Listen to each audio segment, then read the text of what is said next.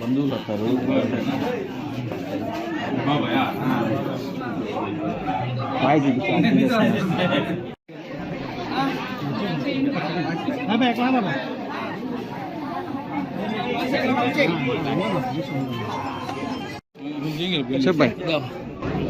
అందరికీ నమస్కారం. ఈరోజు మన ప్రియతమ ముఖ్యమంత్రి వర్యులు వైఎస్ జగన్మోహన్ రెడ్డి గారు ఒక అవకాశాన్ని సామాన్యుడికి కల్పించాడు.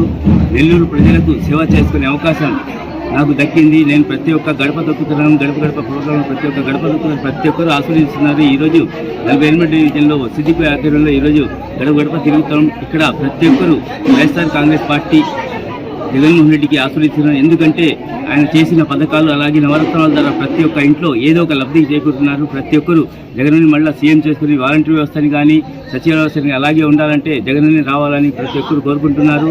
ఎక్కడ చూసినా ప్రతి ఒక్కరు నీరాజనాలే, జగన్ని సీఎం చేసుకోవాలని. ఈరోజు మన నెల్లూరు సిటీ ఎంత డెవలప్ అయిందో ప్రతి ఒక్కరు చూస్తున్నారు.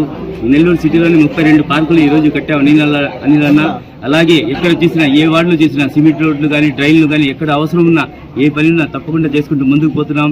ఇక్కడే చూస్తున్నాం ఘోష హాస్పిటల్ కానీ షాదీ మహల్ కానీ ఇలాంటి ఎన్నో కార్యక్రమాలు, కర్మకాండ భవనాలు కానీ ఇలాగా ప్రతి ఒక్కరికి ఏ అవసరం ఉన్నా ఏ కమ్యూనిటీకి ఏ అవసరం ఉన్నా ప్రతి ఒక్కరు కట్టుకుంటూ ముందుకు పోతున్నాం.